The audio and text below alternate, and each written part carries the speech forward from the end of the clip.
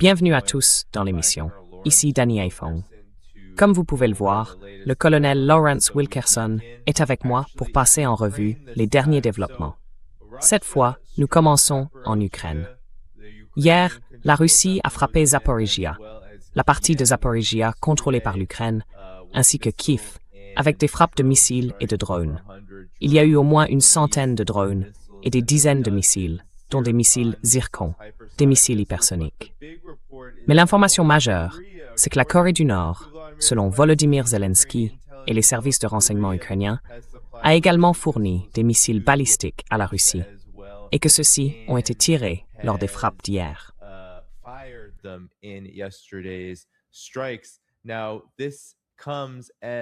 Cela intervient alors que l'Ukraine a en fait cessé de communiquer le nombre de missiles qui frappent l'Ukraine, Kiev et d'autres zones, parce que les défenses aériennes manquent cruellement de moyens. Tout cela fait suite à des informations selon lesquelles la RPDC, la Corée du Nord, pourrait très bientôt envoyer 50 000 soldats en Russie, selon Volodymyr Zelensky.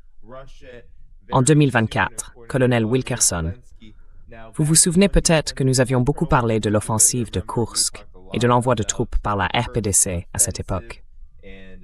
Nous pensions que ce n'était pas vrai, jusqu'à ce que ça le soit. Ces informations pourraient donc avoir un fondement.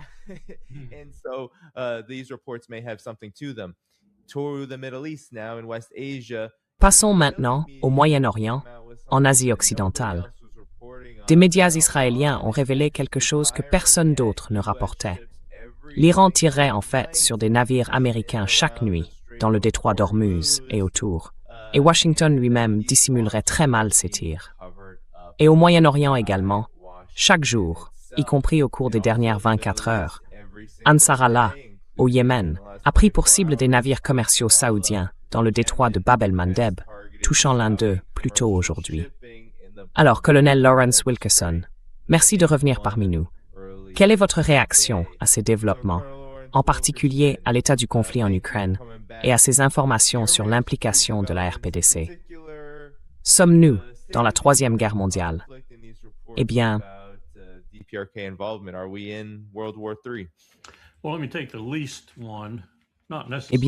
permettez-moi d'aborder d'abord le dernier point, qui n'est pas forcément le moins lourd de conséquences.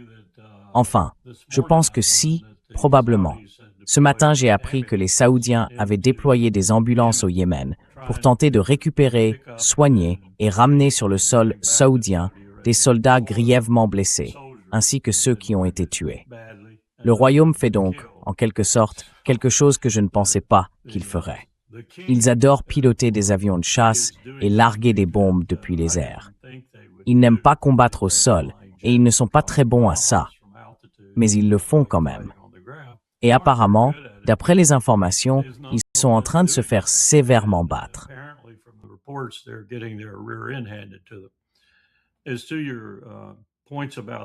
Quant à vos remarques sur la situation en Ukraine, je me fie aux déclarations de Sergueï Lavrov qui, il y a environ 72 heures, a dit « Notre patience envers l'Occident est épuisée. Notre patience envers l'Occident est épuisée. Point final. » Or, Lavrov n'aurait pas dit cela s'il ne le pensait pas absolument, à 100%, et si cela ne reflétait pas l'ensemble de l'appareil de sécurité nationale russe, y compris la Douma et bien sûr Poutine.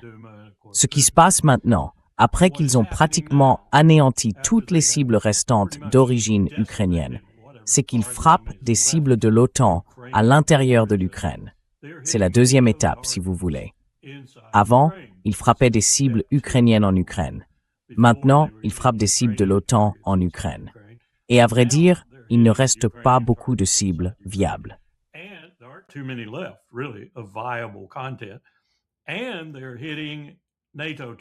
Et ils frappent des cibles de l'OTAN. Ils ont tué des Américains, ils ont tué des Britanniques, ils ont tué des Allemands, probablement des Français et d'autres encore. Ils vont continuer à le faire. La guerre maintenant, c'est avec l'OTAN. Poutine a dit qu'il était en guerre avec l'OTAN, et il le pense vraiment. Alors commencez à l'intérieur des frontières de l'Ukraine pour voir s'ils comprennent le message. Et s'ils ne le comprennent pas, élargissez ensuite. La grande difficulté, c'est que Trump ne comprend pas les messages. Il ne comprend pas ce qui se passe. Il ne comprend pas à quel point il s'enlise dans deux théâtres de guerre différents. Le premier, c'est une guerre totalement choisie. Et l'autre, c'est une guerre où il dit « J'avais dit que je partirais, mais je ne l'ai pas fait. Je reste, et les Russes sont en train de gagner. »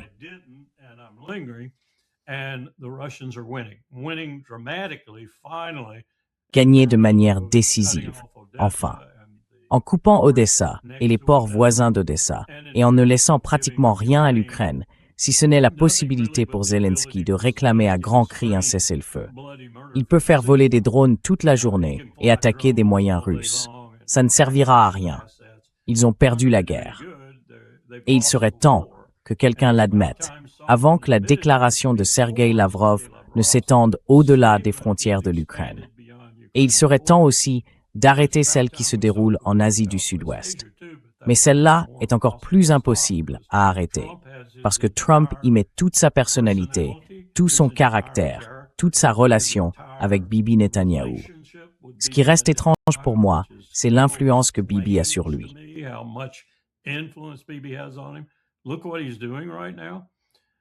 Regardez ce qu'il fait en ce moment. Bibi appelle Trump tous les soirs, en visioconférence, et lui dit « Je vais dire ceci, je vais dire ceci, je vais dire ceci. Je vais dire que je ne soutiens pas l'accord sur Gaza. Je ne soutiens pas l'arrêt de ce qui se passe en Cisjordanie ou à Jérusalem-Est. Je ne soutiens pas les choses dont nous avons parlé et auxquelles j'ai semblé donner mon accord au Liban. Je ne soutiens rien de tout ça. Je dis seulement ces choses parce que, si je ne les dis pas, je ne serai pas réélu. Je ne les ferai pas. Je vous le promets, je ne les ferai pas. Mais je dois les dire. Je dois les dire à la population juive d'Israël.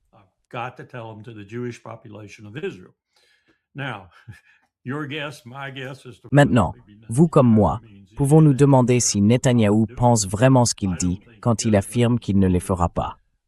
Moi, je ne le crois pas. Je pense qu'il les fera. Mais nous sommes désormais pris dans sa tentative désespérée, et elle devient de plus en plus désespérée, de s'assurer, par tous les moyens, qu'il sera réélu et qu'il pourra achever cette guerre qui est l'objectif ultime de sa vie avec l'Iran. Nous pourrons en reparler plus tard, parce que cela ouvre aussi d'autres possibilités. Mais voilà où nous en sommes quant à la capacité de Trump à contrôler l'un ou l'autre de ces deux théâtres, qui échappent tous deux rapidement à tout contrôle. Et le dernier exemple en date, c'est cette entente, car ce n'est rien d'autre, entre la Turquie, le Pakistan et l'Arabie saoudite.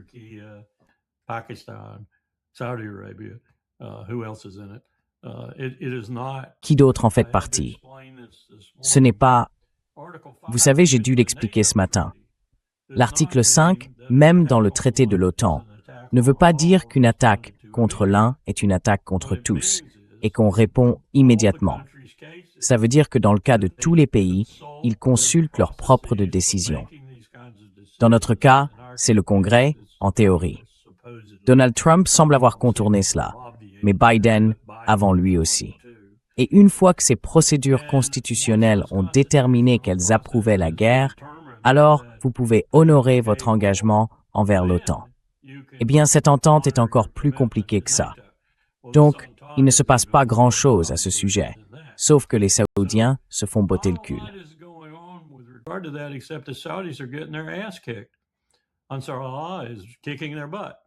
Ansarallah leur botte les fesses, et maintenant aussi sur le terrain. Je n'aurais jamais pensé voir ça. J'ai formé beaucoup de Saoudiens, la plupart étaient pilotes. Je n'aurais jamais pensé voir les Saoudiens, la garde nationale ou les forces nationales, partir un jour faire la guerre au sol, parce qu'ils ne sont pas très bons dans ce domaine. Mais apparemment, ils ont décidé d'essayer au moins de tenter leur chance face aux outils sur le terrain. Et leur chance ne tient pas très bien. Et bien sûr, vous avez probablement entendu que les Houthis ont frappé un autre navire en mer Rouge. Donc, les choses se présentent mal sur les deux théâtres, Danny. Vraiment très mal. Et je ne vois pas comment ce président, je ne vois tout simplement pas comment il va pouvoir se sortir de l'un ou l'autre, de l'Ukraine comme de l'Asie du Sud-Ouest. Ukraine or Southwest Asia.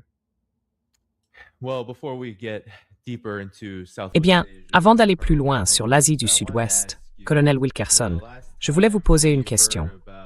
La dernière fois qu'on a entendu parler de la RPDC, autrement dit la Corée du Nord, dans le conflit en Ukraine, c'était lors de l'offensive de Kursk. Et on sait comment cela s'est terminé pour l'Ukraine et l'OTAN. Très très mal. Ensuite, nous avons eu la confirmation que la Corée du Nord participait effectivement aux opérations sur place, d'une manière très importante. Je me demande donc ce que vous pensez de ces derniers rapports. Ils viennent d'Ukraine, ils viennent de Zelensky, et ils mentent comme ils respirent. Que croyez-vous à ce sujet? Quel est votre avis? Et pensez-vous que la Corée du Nord utilise aujourd'hui ce conflit, alors que la Russie est aux commandes, comme une occasion supplémentaire d'acquérir de l'expérience sur le champ de bataille dans la guerre moderne? Sachant que la dernière fois qu'elle a combattu, c'était contre les États-Unis, comme vous le savez. Since the last time they fought was the United States, as you know. That plus, they've never fired their ballistic missiles in Et puis, à ma connaissance, ils n'ont jamais tiré leurs missiles balistiques en situation de guerre. Ils les ont testés et ce genre de choses, mais je ne pense pas qu'ils les aient déjà utilisés au combat. Là, c'est ce qu'ils font, s'ils le font vraiment. Et je suis d'accord avec vous. Je ne fais pas confiance à une grande partie de ces informations parce qu'elles passent par Z. Mais s'ils sont là pour faire ça, je le comprendrai tout à fait.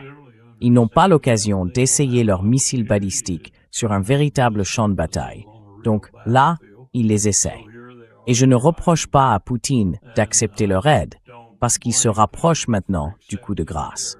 Cela peut encore prendre du temps, mais il se rapproche du coup de grâce.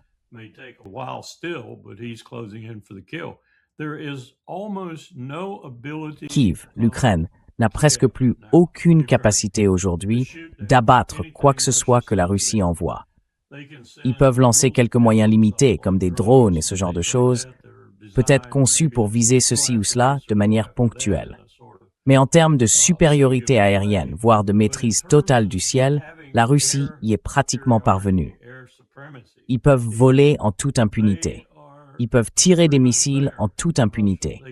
C'est un peu comme Israël. Israël est dans une situation très similaire aujourd'hui. Le dôme de fer a pratiquement disparu. Et bien sûr, nous n'avons pas de FAD ni de patriotes à leur donner. Les HIMARS et d'autres équipements de ce type s'épuisent aussi progressivement.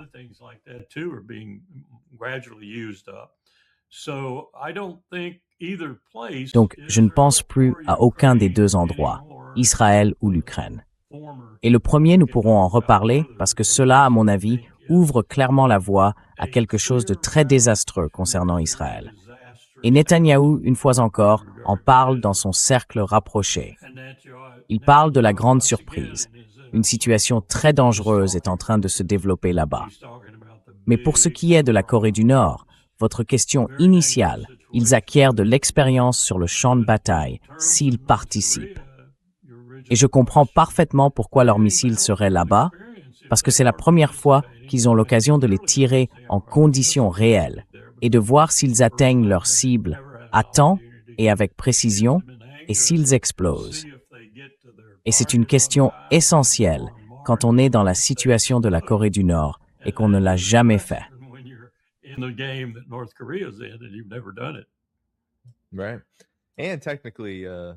C'est ça. Et techniquement, il n'y a pas d'accord de paix avec les États-Unis à l'heure actuelle. On pourrait dire que les États-Unis, c'est l'OTAN.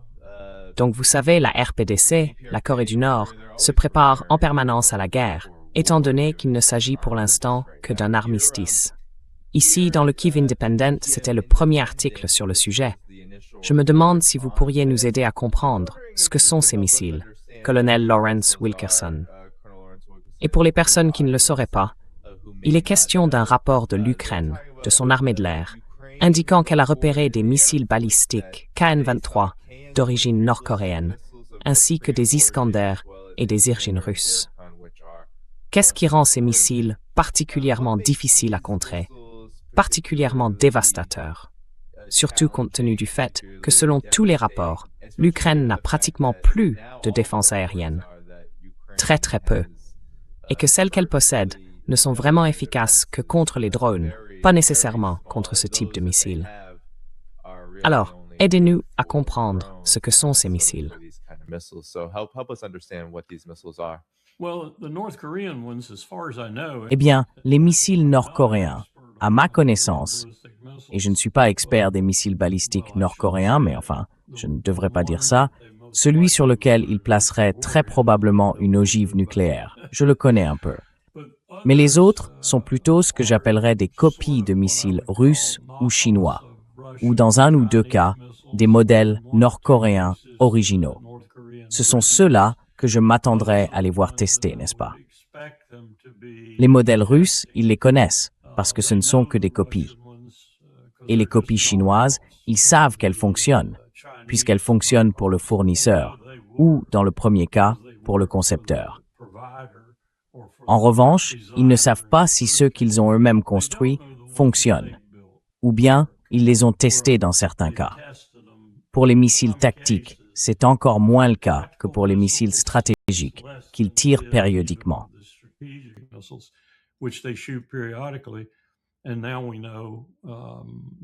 Et maintenant, nous savons que celui que je connais le mieux pourra atteindre Washington, D.C., par exemple, et certainement la côte ouest des États-Unis. Mais il peut pratiquement couvrir l'ensemble des États-Unis avec une tête nucléaire. Et il est assez précis, d'après ce que nous pouvons déterminer à partir des essais qu'ils ont menés. Cela s'ajoute à l'arsenal dont dispose la Russie.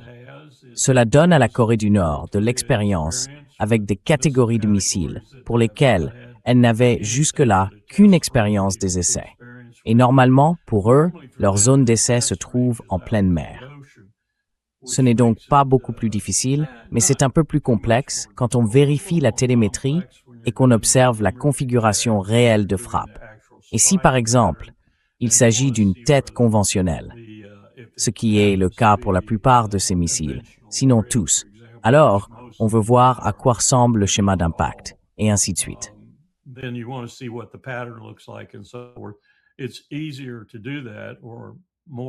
C'est plus facile à faire et plus précis si vous tirez depuis la terre ferme. Et si vous visez une cible précise, il est évidemment plus facile de vérifier la précision, de voir quelle est la dispersion des munitions, et ainsi de suite. Donc je peux comprendre, comme je l'ai dit auparavant, que la Corée du Nord veuille utiliser cela non seulement pour aider un allié, ce qu'est désormais la Russie, mais aussi pour tester ses propres armes. Et je reviens là-dessus. La Russie est désormais un allié. Il y a des tensions entre Pékin et Moscou. C'est l'un des rares sujets sur lesquels je lis et j'entends qu'il existe des tensions entre Xi Jinping et Poutine, entre la Russie et la Chine. Concernant, pour reprendre les mots de Mao Zedong, la relation étroite comme les lèvres et les dents entre la Russie et Pyongyang.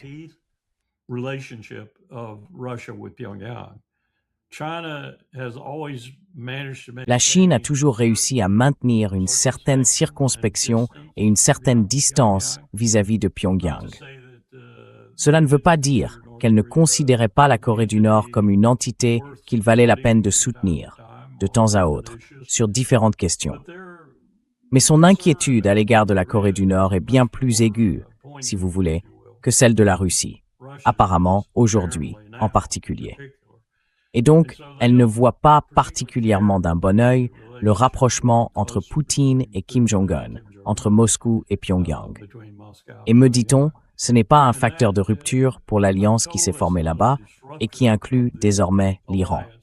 Mais c'est un sujet de tension qui, selon moi, devait forcément exister parce que la Chine a toujours eu avec eux une relation différente. Le fait qu'elle part aussi avec eux une frontière beaucoup plus longue fait partie d'une situation.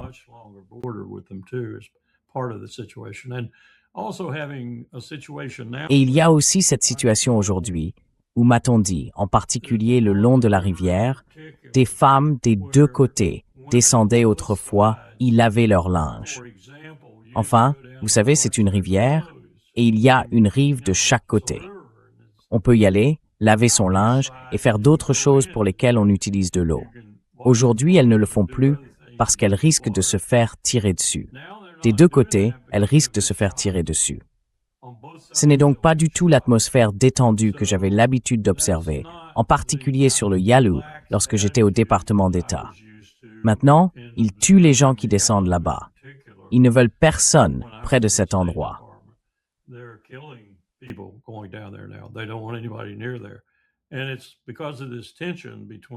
Et c'est à cause de cette tension entre la Corée du Nord et la Chine. Une tension qui est aggravée par le fait que désormais les Nord-Coréens qui essayaient de fuir tentaient de passer par là. Leur itinéraire était très détourné. Ils entraient d'abord en Chine, là on les nourrissait, on leur donnait à boire, on les maintenait en état, puis ils rejoignaient un groupe qui les faisait descendre et contourner la région, parfois en passant par la Thaïlande, parfois par d'autres endroits. Et ils finissaient par arriver dans la péninsule sud-coréenne en tant que transfuges. Cela a aussi créé des tensions. Quoi qu'il en soit, cette relation entre la Corée du Nord et la Russie ne rend pas vraiment la Chine très heureuse.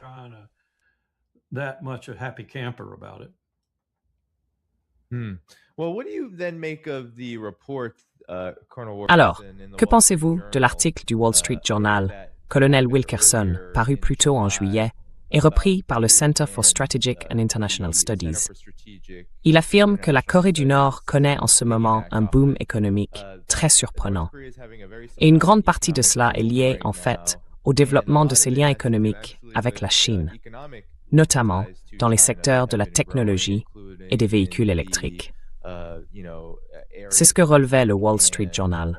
Apparemment, les rues sont pleines de voitures chinoises et la Corée du Nord semble avoir reproduit les avancées technologiques de la Chine, surtout dans le domaine de ses applications qu'on trouve partout, notamment pour les paiements et toutes sortes de choses de ce genre.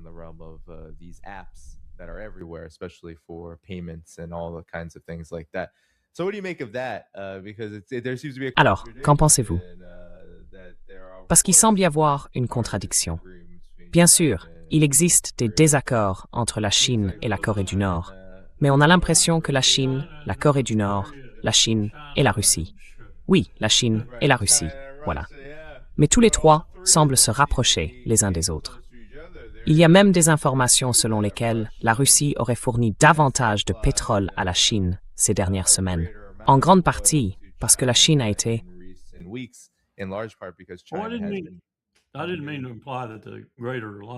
Je ne voulais pas laisser entendre que la Grande Alliance en était affectée. Toutes les alliances ont de petites imperfections, de petits problèmes, mais il faut surveiller ça de près parce que ça pourrait prendre de l'ampleur. La Corée du Nord est une énigme en ce moment. Je participe à webinaire après webinaire organisés par le Stimson Center parce que certains des meilleurs experts des questions coréennes aux États-Unis y travaillent. Il y en a une ou deux en particulier vraiment excellentes. 2 femmes, l'une nord-coréenne, l'autre sud-coréenne. Enfin, je crois que l'une est nord-coréenne. Et leurs webinaires sont très bons. En Corée du Nord, ils ont maintenant un système de téléphonie mobile. On peut avoir un téléphone portable, on peut en posséder un, on peut parler avec des gens, on peut se connecter au réseau.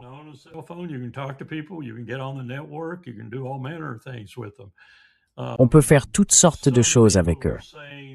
Certaines personnes disent que c'est parce que le Sud leur fournit des téléphones portables. Je ne le pense pas. Il y en a peut-être qui arrivent par ce biais, mais je pense que la plupart arrivent, comme vous l'avez dit, de Chine. Et cela vaut aussi pour d'autres produits venant de Chine, parce que la Chine n'a jamais rencontré un pays contre lequel elle était assez fâchée pour ne pas commercer avec lui. Sauf peut-être nous, maintenant, avec Donald Trump. Mais la Chine veut commercer. Elle veut expédier dans le monde entier des choses comme des voitures électriques et ainsi de suite. Et la Corée du Nord, la RPDC, ne fait pas exception à cet égard. Mais certains des webinaires auxquels j'ai participé et que j'ai écoutés très attentivement indiquent que Kim essaye de nouvelles choses.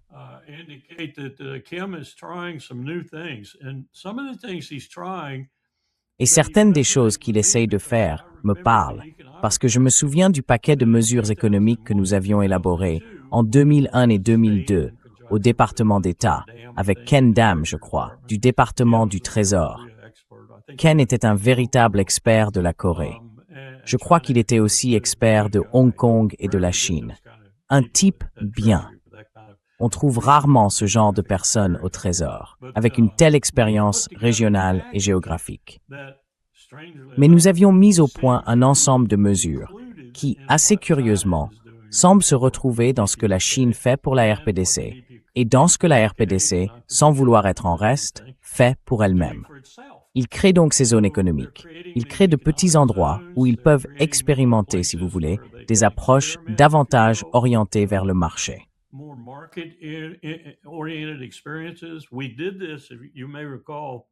Nous avons fait cela, vous vous en souvenez peut-être, sous l'administration Bush. En réalité, c'était les Sud-Coréens qui le faisaient. Nous avons créé cette zone où des travailleurs nord-coréens pouvaient venir se former. Au début, les Sud-Coréens assuraient la gestion. Puis les Nord-Coréens ont pris en charge la gestion une fois qu'ils avaient acquis les compétences nécessaires, et ainsi de suite. Et ces produits étaient distribués dans les deux pays, avec des profits des deux côtés. Et Kim Jong, je suppose que c'était Kim Jong-un lorsqu'il est arrivé au pouvoir, a brutalement tout arrêté, et tout s'est arrêté. Et la politique du rayon de soleil a disparu de Corée du Sud, et ainsi de suite. Mais je pense que cela recommence. Sauf que, assez curieusement, cette fois-ci, cela se fait à l'initiative de Kim, à l'initiative de Pyongyang.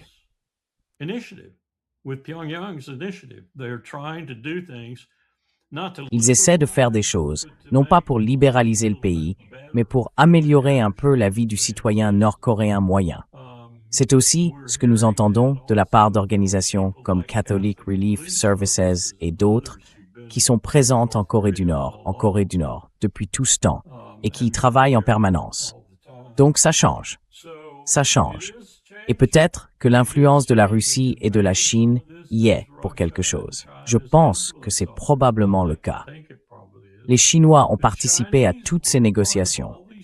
Les pourparlers à 6 incluaient les Chinois et les Russes. Et nous avons parlé de ces programmes d'aide économique. Et je me souviens en particulier de la Chine expliquant ce qu'elle souhaiterait faire pour la Corée du Nord, si seulement Pyongyang le lui permettait. Donc apparemment, une partie de cela se produit maintenant, ce qui à mon avis est positif.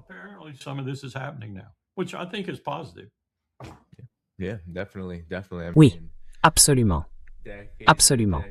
Je veux dire, des décennies et des décennies de sanctions. On dirait que ça n'a rien fait à la Corée du Nord. Oui, rien fait.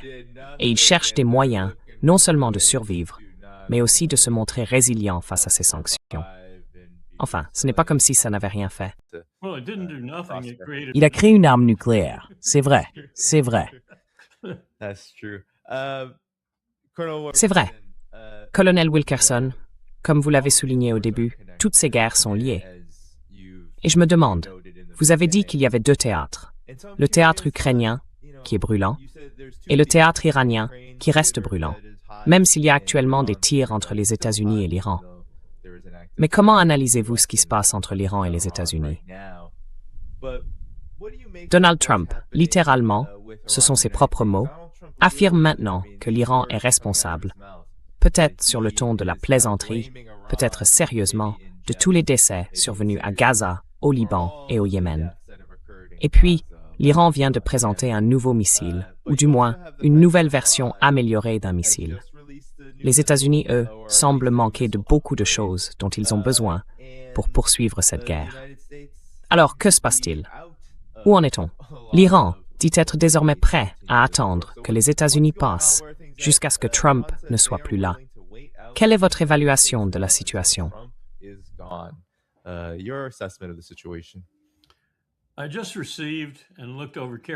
Je viens de recevoir et d'examiner attentivement, après en avoir parlé plus tôt ce matin avec Nima dans DialogueWorks, la liste des personnes qui occupent désormais des postes, principalement au sein des gardiens de la Révolution, mais aussi plus généralement dans la sécurité et la direction en Iran. On dirait une liste de dirigeants déterminés, expérimentés, dévoués, qualifiés à 100% et totalement compétents à tous les niveaux. Je veux dire, je ne les connais pas tous, mais j'en connais suffisamment pour savoir que ce sont des hommes solides, très dévoués à l'Iran. Et d'une certaine manière, plus dévoués que les personnes qui occupaient auparavant des postes similaires. Pour la raison suivante, ils sont tous issus des gardiens de la Révolution. Ils sont presque tous des vétérans. L'un d'eux avait 22 ans, ou quelque chose comme ça, lorsqu'il a participé à la guerre. Tout comme l'ancien responsable qu'il vient de remplacer. Il a grandi au sein des gardiens de la Révolution. Si vous lisez les rapports publiés au milieu des années 2000, enfin, ils ont été publiés en 2007, 8, 9, à cette période-là.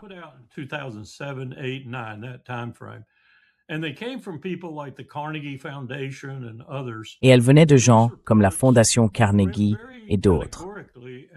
Ces rapports vous disaient, de manière très catégorique, avec des indicateurs, des données et tout le reste, combien d'argent l'Iran gagnait chaque année grâce à ses ventes de pétrole et de gaz naturel. Et comme vous pouvez l'imaginer, il gagnait des milliers de milliards de dollars. C'est l'une des raisons pour lesquelles Dick Cheney et Halliburton voulaient s'y implanter massivement. Sur ces milliers de milliards de dollars, les estimations variaient très peu d'un exercice budgétaire à l'autre. Les gardiens de la révolution islamique en prélevaient largement plus de 1000 milliards de dollars. Eh bien, réfléchissez-y quelques minutes. C'est un groupe de gens très déterminés, surtout des hommes, et ils ont souvent connu l'expérience, la brutale expérience de la guerre. C'est ce qu'on pourrait appeler la crème de la structure militaire iranienne, qui est très très bonne, comme nous le découvrons maintenant.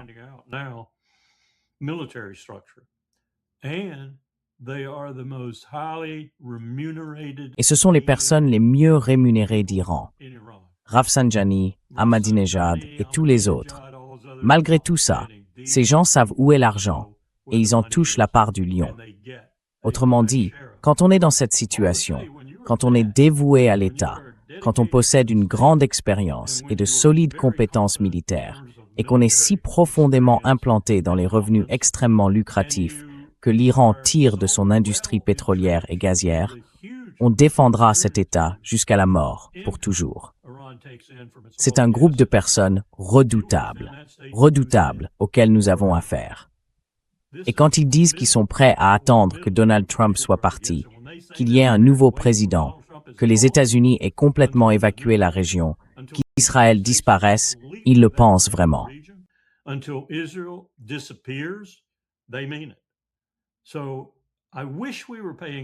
J'aimerais qu'on y prête attention. J'aimerais qu'on comprenne à qui nous avons affaire et contre quoi nous nous battons. Je ne pense pas une seule seconde que Donald Trump en soit capable. Mais quelqu'un dans l'administration en est capable, j'en suis sûr. Comme J.D. Vance, ou peut-être même le président des chefs d'état-major interarmés, Dan Kane. Certains chefs des différentes armées, et d'autres, devraient assurément avoir les moyens de réfléchir à tout ça, puis d'aller voir le président et de lui dire « Monsieur le Président, c'est une entreprise totalement perdante. Ils ne vont pas abandonner. Rien de ce qu'on leur fera ne pourra les faire abandonner. Ils occupent les hauteurs et nous sommes tout en bas, vraiment tout en bas. Et vous êtes à court d'options. » Réfléchissez-y un instant.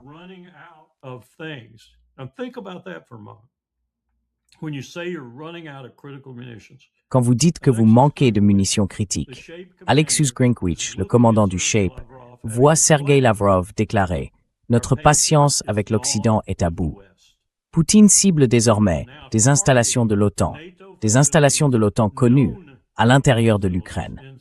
Il tue des Allemands, des Français, des Américains en Ukraine. La prochaine étape, c'est de frapper l'OTAN en dehors de l'Ukraine.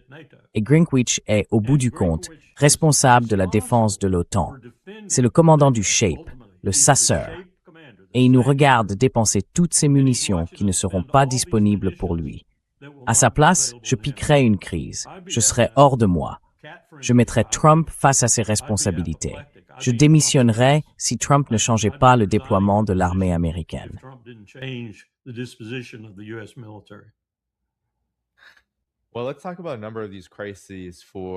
Eh bien, parlons pour l'instant d'un certain nombre de ces crises. Comme vous l'avez souvent souligné dans cette émission, colonel Wilkerson, les États-Unis dépendent tellement de l'usage d'un appareil militaire qui devient de plus en plus important pour faire respecter leur empire.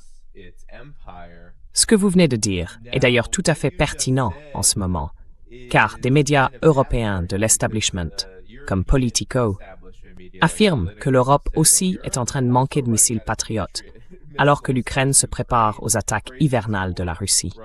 Oui. Donc, vous savez, la Russie a montré qu'elle disposait d'un système de défense aérienne incroyable.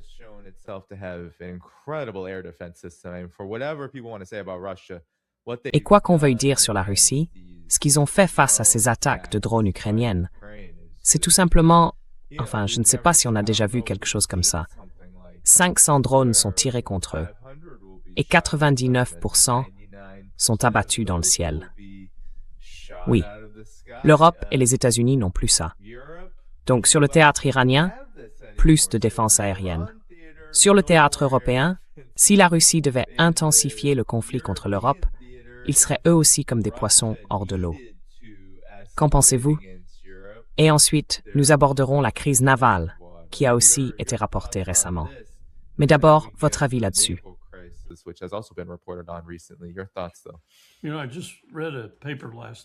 Vous savez, j'ai lu un article hier soir. Ça ne vous semblera peut-être pas pertinent tout de suite, mais ça le deviendra. Cet article expliquait comment Staline a mis ses scientifiques au travail et comment, en l'espace de 6 mois, il surpassait ce que la Wehrmacht avait de meilleur après son entrée en Russie pour tenter de la conquérir. Et, à l'époque, ça ne se voyait pas vraiment, parce qu'ils ne faisaient pas beaucoup étalage de leurs capacités. Pas avant d'être absolument sûrs que leur organisation, leur équipement, les gens au sein de cette organisation et tout le reste étaient très compétents dans ce qu'ils faisaient. Tout ça pour dire que les Russes sont plutôt bons. Ils sont sacrément bons.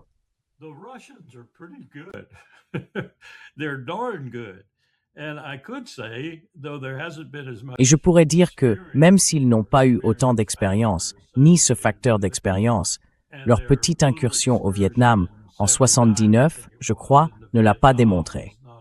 Mais aujourd'hui, les exercices et ce que nous avons appris sur ces exercices, grâce aux observateurs que les Chinois ont bien voulu autoriser, montrent que la Chine devient assez compétente dans ce domaine aussi.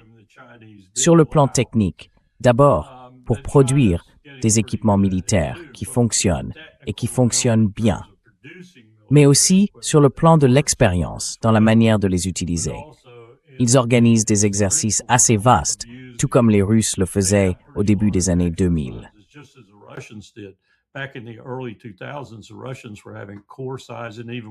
Les Russes organisaient des exercices à l'échelle d'un corps d'armée, voire d'une armée entière. Nous n'avons pas eu d'exercice de ce genre depuis Desert Shield et Desert Storm. Et à vrai dire, ces exercices n'étaient pas si importants que ça, comparés à ceux des Russes et des Chinois. Donc tout ça pour dire qu'ils sont sacrément bons. Ils sont sacrément bons. Et la Russie est aujourd'hui très compétente, avec une véritable expérience du champ de bataille qui se démontre de plus en plus sur le terrain. Donc tout ça pour dire que si j'étais Donald Trump ou le général Grinkovich en Europe, je ne serais pas très pressé de les affronter. Je ne le serais pas. Je ne pense pas que Poutine veuille s'en prendre à l'ensemble de l'appareil de l'OTAN.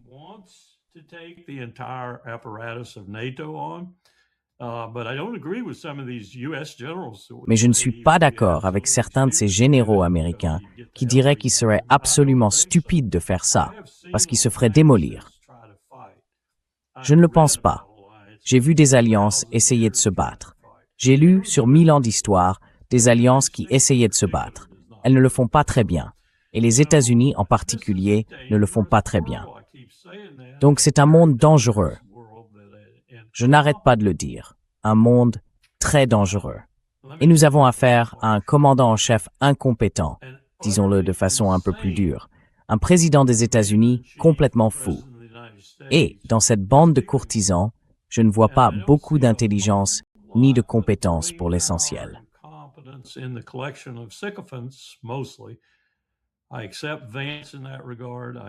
J'accepte Vance à cet égard. J'accepte le général Kane à cet égard. Peut-être une ou deux autres personnes. Mais je ne vois pas beaucoup de soutien pour ce président. Et je ne vois certainement aucun soutien au Congrès parce qu'ils sont une filiale entièrement détenue par Israël. Et tout cela, du moins en Asie du Sud-Ouest, concerne Israël. Et je ne suis même pas sûr qu'une partie de ce qui se passe en Ukraine ne concerne pas aussi Israël, parce qu'Israël est impliqué dans le secteur de la production de drones et autres. Israël aura toujours son mot à dire dans chaque guerre et chaque conflit où il peut s'immiscer. Donc, nous relions ces choses entre elles, ces théâtres de guerre, cette situation complexe que nous avons en Europe et en Asie du Sud-Ouest, à une vitesse qui m'alarme vraiment. Nous pourrions très certainement provoquer très rapidement un conflit régional. Et n'aurions même réussi à provoquer un conflit mondial si nous nous y appliquons.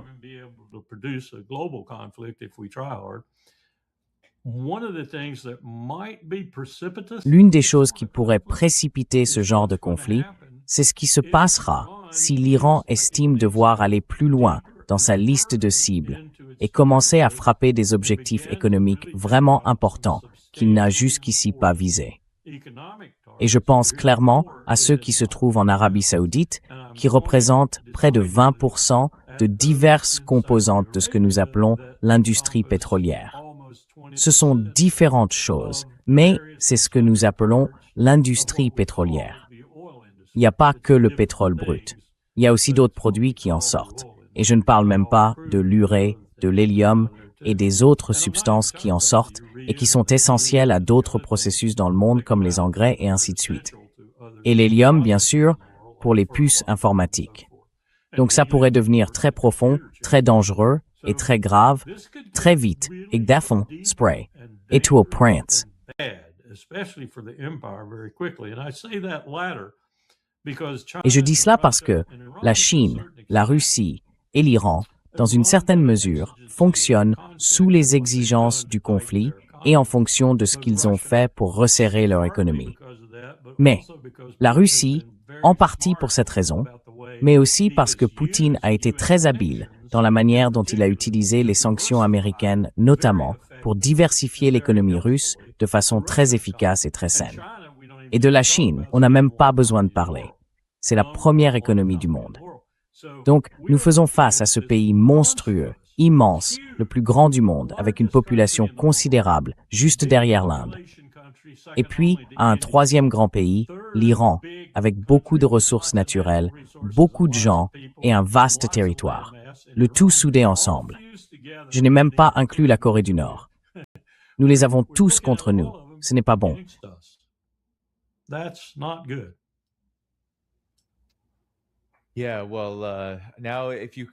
Oui, alors, est-ce que vous pourriez commenter ceci? Il y a désormais une crise navale grandissante pour les États-Unis, pas seulement au niveau des défenses aériennes. Parce que, vous savez, j'ai consulté plus tôt ce rapport selon lequel les médias israéliens auraient tiré la sonnette d'alarme. Ils disent que chaque nuit, l'Iran attaquerait des navires américains ou à tout le moins les dissuaderait d'entrer dans la zone. Bien sûr, les États-Unis affirment qu'ils escortent des navires et mènent toutes ces opérations autour du golfe Persique. L'Iran dit qu'aucun porte-avions ne pourra s'approcher du golfe Persique parce qu'ils ont peur. Mais nous avons aussi entendu que l'USS Lincoln connaît une grave crise à bord. Les marins qui s'y trouvent approchent maintenant d'une année entière passée là-bas.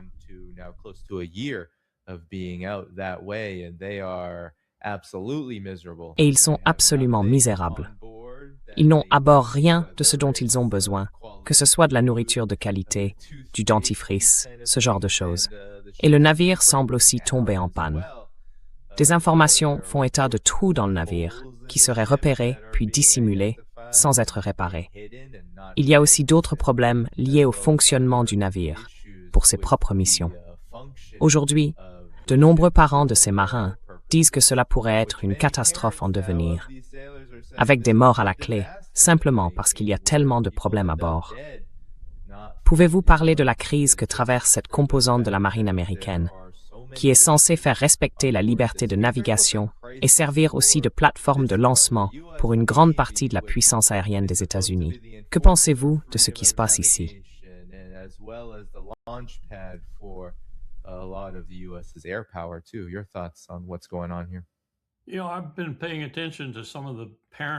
Vous savez, j'ai prêté attention à certains parents dont les propos ont été rapportés dans différents médias, et je crois que leurs commentaires vont vraiment au cœur du sujet.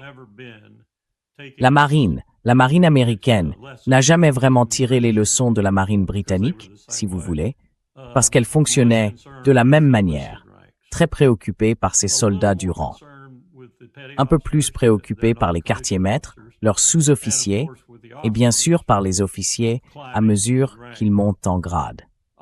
À bord des navires, les officiers font des choses que les soldats ne feraient jamais, par exemple. Ils mangent en même temps que l'équipage, ou avant lui, et ils mangent mieux. Ils boivent avant l'équipage. Et ils disposent souvent de logements bien meilleurs que ceux de l'équipage.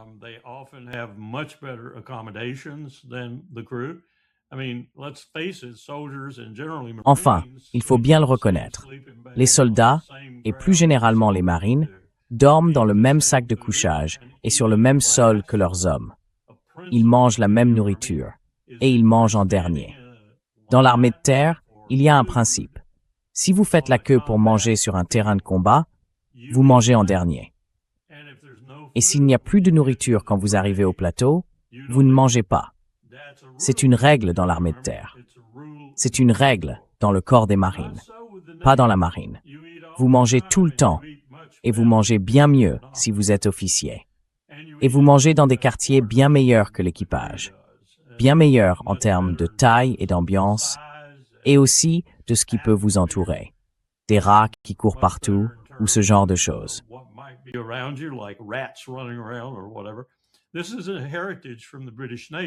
C'est un héritage de la marine britannique. La marine britannique, c'était pareil. On traitait les matelots comme de la merde. Les officiers, eux, étaient plutôt bien traités. Donc ça, c'est la première chose. Deuxième chose, ces navires, réfléchissez un instant. Ces navires n'ont pas vu la terre depuis un bon moment. Et en plus de ça, on me dit qu'ils se trouvent à 1000 milles au large, dans l'océan Indien.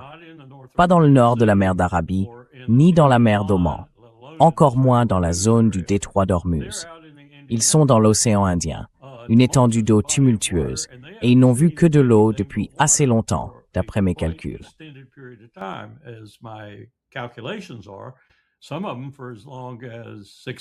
Certains d'entre eux, depuis 6 mois, 5 ou 6 mois. Cette guerre dure depuis le 28 février. Je n'ai pas vérifié les chiffres exacts des déploiements pour voir qui en est à 600 jours, qui en est à 400 jours ou autre. Mais pour la plupart d'entre eux, c'est une très longue période. Et je ne compte même pas les CG, les DDG et les DD, les destroyers lance-missiles, les croiseurs, comme les croiseurs de classe Ticonderoga, équipés du système Aegis, et ainsi de suite. Ces équipages sont dans des navires encore plus exigus, si vous voulez, en termes d'espace disponible, et ils ne sont qu'un point au milieu d'un immense océan. Et s'ils essuient des tirs, ces autres navires, pas les porte-avions.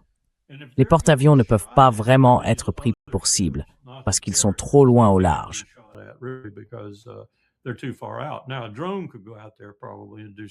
Bon, un drone pourrait sans doute aller là-bas et faire quelque chose.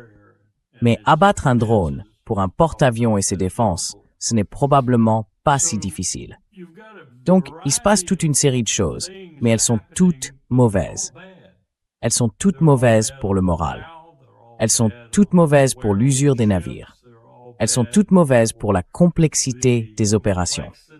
Par exemple, si vous allez utiliser la puissance aérienne d'un porte-avions, désolé, vous n'allez pas faire le plein jusqu'en Iran pour y utiliser vos munitions. Et nous avons en quelque sorte épuisé les munitions qu'on tire à distance. Alors, comment faire entrer cette puissance aérienne de porte-avions si vous ne pouvez pas rapprocher la plateforme qui la lance? Et vous ne pouvez pas, parce qu'ils la couleront.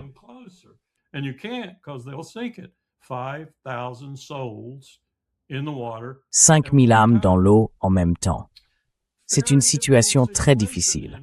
Et ce que cela fait, c'est démontrer au monde, je pense, et de façon très évidente aux Chinois et aux Russes, que nous sommes un tigre de papier lorsqu'il s'agit du navire amiral de la marine américaine, le porte-avions. Il est obsolète. Il coûte 16 milliards de dollars. Il embarque un effectif immense d'hommes et de femmes, mais il est obsolète. Et il ne faudra qu'un seul missile pour prouver qu'il est obsolète. Nous ne voulons évidemment pas que cela arrive parce que c'est trop coûteux. Nous en avons deux en ce moment. L'un est, je crois, sur le point d'être lancé, et l'autre doit sortir dans environ 4 ou 5 ans. Tous deux seront trop chers. Ils coûteront entre 16 et 20 milliards de dollars.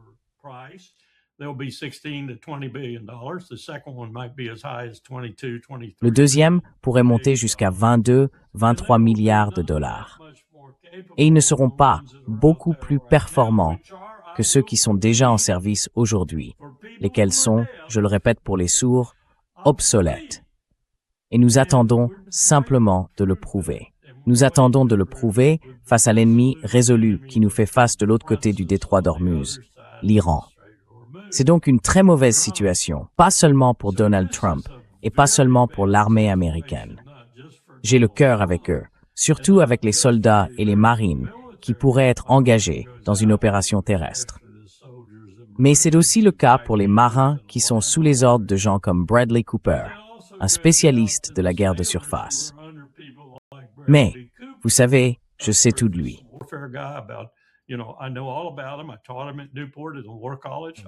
Je lui ai enseigné à Newport, au Naval War College. Je ne supportais pas la plupart d'entre eux parce qu'ils appartenaient à un autre genre de militaire. Ils ne se souciaient pas de leurs soldats, de leurs troupes. Ils ne se souciaient de rien d'autre que d'eux-mêmes et de leurs navires. Bon, ce n'est pas le cas de tous.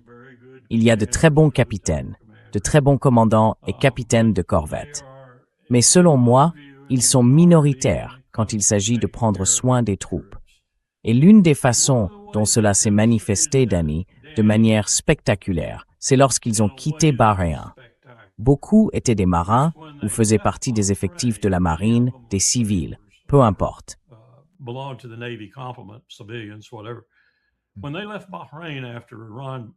Quand ils ont quitté Bahreïn, après que l'Iran y a initialement détruit pratiquement tout, ils sont rentrés chez eux, à Norfolk. Ils étaient plus de 2000. Et quand ils sont arrivés, il n'y avait rien. Rien pour eux. Pas de place à quai, pas de couchage, pas de nourriture, pas d'eau. Alors les habitants de Chesapeake, de Norfolk et d'autres villes de la région ont dû se mobiliser pour leur trouver où rester, ou poser leurs valises. Et d'ailleurs, ils n'ont rien pu ramener, à part ce qu'ils pouvaient mettre dans un sac de paquetage.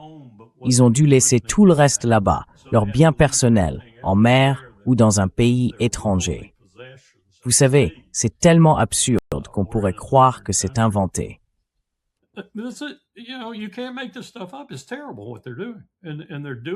C'est terrible ce qu'ils font. Et ils le font parce qu'il n'y a eu aucune planification, aucune anticipation. Marco Rubio n'a même pas pensé aux opérations d'évacuation des non-combattants. Ou alors, s'il y a pensé, il s'y est pris beaucoup trop tard. Donc il a fallu évacuer ces gens par tous les moyens disponibles, avec des avions de ligne commerciaux, ce genre de choses. C'est un désastre. Et nous en avons fait un désastre parce que nous n'étions pas préparés. Nous sommes partis en guerre sans être préparés. Et nous sommes partis en guerre de manière stupide, idiote, en pensant que la puissance aérienne ferait tout ce qu'il fallait faire. Et même le général Kane a déclaré devant le Congrès des États-Unis que la puissance aérienne n'a jamais été décisive dans une guerre.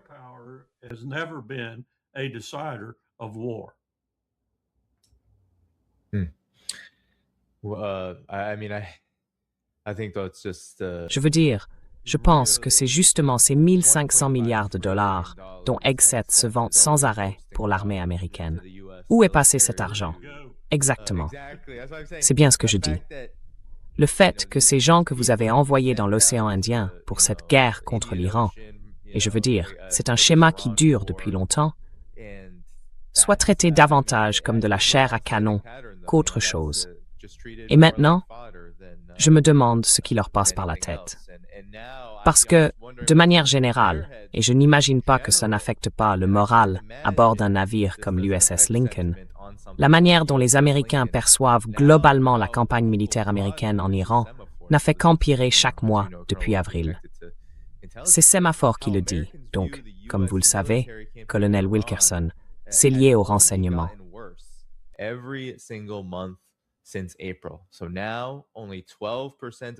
Donc, aujourd'hui, seulement 12% des Américains pensent que l'armée américaine a atteint ses objectifs.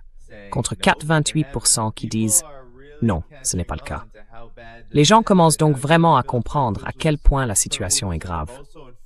Et maintenant, selon NBC, des responsables militaires américains, colonel Wilkerson, ont également informé Trump que toute opération visant à tenter de prendre le détroit, alors même qu'il affirme qu'il est déjà pris et contrôlé par les États-Unis, serait longue, coûteuse et meurtrière, sans aucune garantie de victoire. Rien de tout cela n'annonce de bonnes choses, du moins pour l'administration Trump, qui ne cesse de déblatérer quant à l'avenir de cette guerre. Que pensez-vous de ces chiffres et de ces informations? Your thoughts on these numbers and these reports?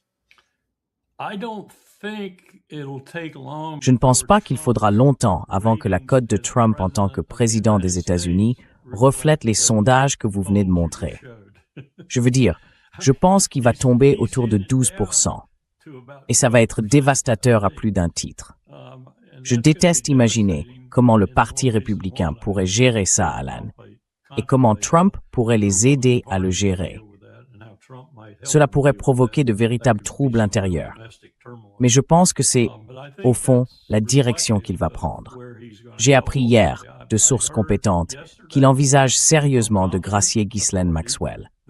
Réfléchissez-y une minute. Il l'a déjà transférée, pour une raison ou une autre, d'une prison à sécurité assez élevée vers une prison plus confortable.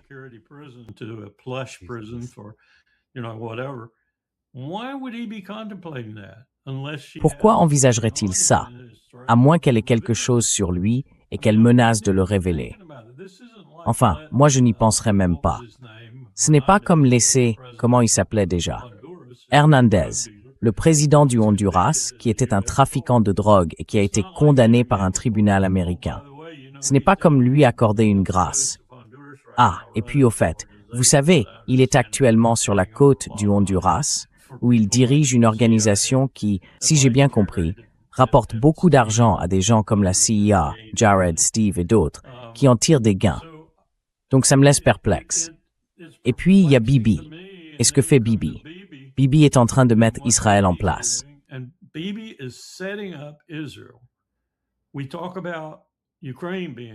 On parle de l'Ukraine, qui se retrouve sans défense aérienne. Israël est à peu près dans la même situation. Nous n'avons pas grand-chose à leur donner, certainement pas de THAAD, ni de Patriotes, et pas beaucoup d'autres équipements comme les HIMARS, et ainsi de suite, que nous avons nous aussi utilisés à un rythme alarmant dans toutes les catégories de HIMARS. Alors à quoi Bibi pense-t-il? S'il envisage vraiment sérieusement de mettre fin au régime le plus odieux de la région selon lui, l'Iran. C'est son rêve depuis longtemps. Qu'est-ce qu'il envisage de faire? Parce qu'il n'a pas la capacité de le faire aujourd'hui. Et je ne pense même pas qu'il en ait la capacité avec les États-Unis à ses côtés. Je pense que nous l'avons démontré.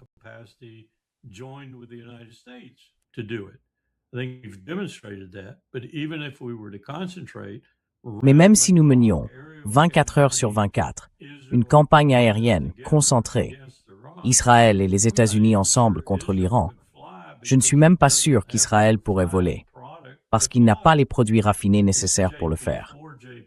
C'est du JP4, du JP5, du JP8, vous savez, du carburant pour avions à réaction. Je ne pense pas qu'ils aient de quoi voler pour plus d'une mission peut-être. Et nous sommes alignés sur l'aéroport Ben Gurion, comme nous l'étions à Pearl Harbor le 7 décembre 1941. On pourrait probablement être mis hors d'état de nuire par 3 ou 4 missiles de type Reshnik, avec des sous-munitions en 35 ou 40 minutes. Il ne nous resterait plus un seul avion ravitailleur, parce qu'ils sont tellement serrés, bout d'aile contre bout d'aile, sur l'aéroport Ben Gurion. J'attends qu'on les déplace.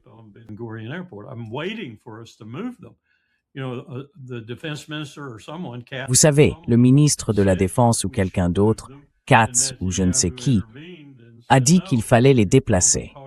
Et Netanyahou est intervenu en disant « Non, ne parlez pas aux États-Unis de cette manière. Ils n'ont pas à les déplacer. » Est-ce qu'il veut qu'ils soient là pour faire partie du carnage quand l'Iran lancera une attaque contre Israël? Et qu'ensuite, ils répondent à cette attaque, avec la seule arme qui lui reste, une arme nucléaire. Ce n'est pas une bonne situation dans laquelle Bibi et Donald ont laissé Israël s'enfoncer. Surtout Bibi, parce que je ne pense pas que Donald comprenne quoi que ce soit à tout ça. Mais Bibi a laissé Israël glisser vers ce qui pourrait très bien devenir une situation existentielle.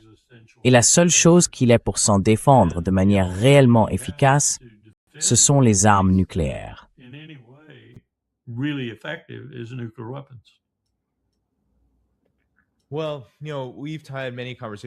Eh bien, vous savez, colonel Wilkerson, nous avons eu de nombreuses conversations sur le fait que ces conflits mondiaux, que les États-Unis dirigent et qu'Israël dirige à bien des égards, en s'y impliquant, surtout en Asie occidentale, dans l'Eurasie proprement dite, finissent par devenir nucléaires. Aujourd'hui, est-ce que vous voyez toujours cela comme la dynamique générale? C'est là qu'on va. Parce que ce que je vois, c'est que les États-Unis, sur le plan militaire, sont tout simplement, vous avez parlé de tigres de papier. Oui, ils n'ont pas vraiment les capacités de vaincre militairement la Chine, la Russie et l'Iran.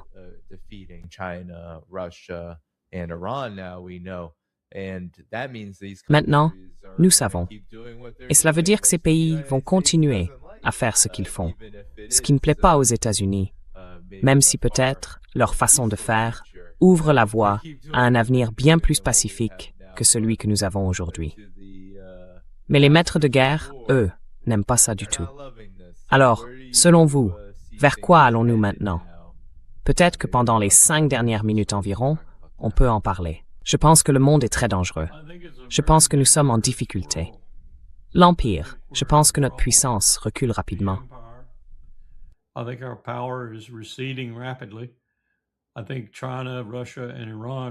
Je pense que la Chine, la Russie et l'Iran forment un triumvirat. Et vous pouvez y ajouter la Corée du Nord si vous voulez. Mais à terme, il faut aussi inclure une grande partie des BRICS. Je pense que probablement, au bout du compte, il faudra même y inclure l'Inde. Et là, vous avez probablement 60% de la population mondiale, probablement le même pourcentage de son PIB, et assurément la partie dynamique du monde. Autrement dit, la partie du monde dont la puissance économique augmente et va encore davantage augmenter. Tous alignés contre l'Empire, les États-Unis d'Amérique. Et d'ailleurs contre l'Europe aussi, qui fait preuve tant au sein de l'Union européenne que dans ses gouvernements nationaux d'une obstination et d'une stupidité presque aussi grande que celle dont font preuve les États-Unis.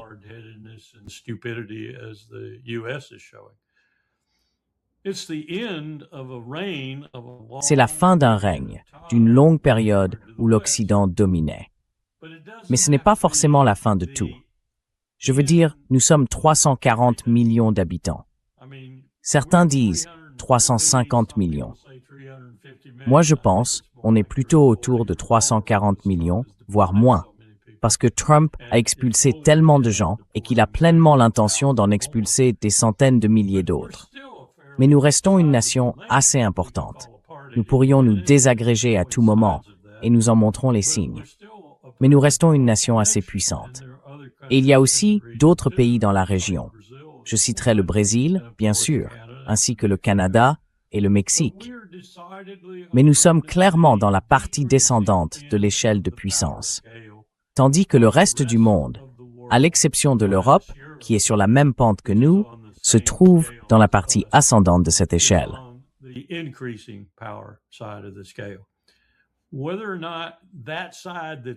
Que ce camp soit perdant ou non, et ce n'est pas vraiment le bon mot si on aborde les choses avec le bon état d'esprit et qu'on reconnaît que cela se produit, qu'il faut s'y adapter plutôt que le combattre.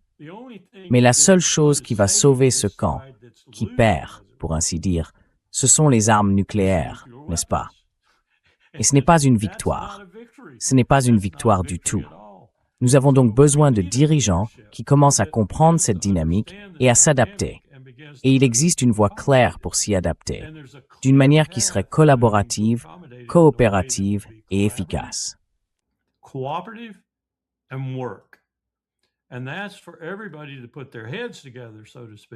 Et c'est à tout le monde de se concerter, si l'on peut dire, pour essayer ensemble de remettre de l'ordre dans ce monde sans traiter sur les armes nucléaires. Il faut s'efforcer de rendre le traité de non-prolifération un peu plus viable, de débarrasser au moins quelques-uns des pays qui possèdent déjà ces armes. J'inclurai Israël là-dedans, assurément. Et il faut limiter les futures acquisitions grâce au régime des traités, tout en protégeant ceux qui possèdent déjà ces armes. Ensuite, nous devons travailler d'urgence sur ce qui est en train de ravager la France, une grande partie du Canada et une large part des États-Unis, ce qui noie des gens et provoque d'autres catastrophes. C'est la crise climatique que Trump qualifie de canular.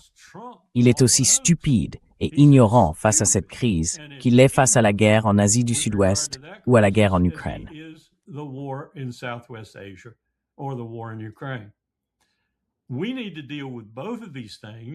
Nous devons nous attaquer à ces deux choses, sinon nous allons être dans une situation extrêmement grave, comme les pompiers français autour de la région viticole, juste à côté de Paris en ce moment.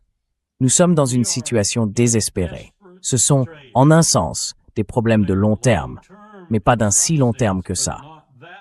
Nous avons déjà connu les années les plus chaudes jamais enregistrées. Nous n'en aurons pas de plus fraîches. Nous devons travailler sur ces problèmes, et nous devons le faire ensemble, nous tous, 8, 9 milliards d'êtres humains. Ça ne va probablement pas arriver.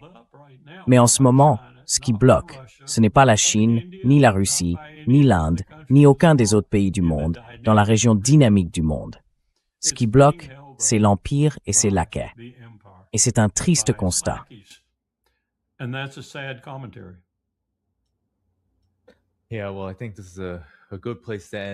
Oui, eh bien, je pense que c'est un bon moment pour conclure sur ce message très alarmant, mais nécessaire.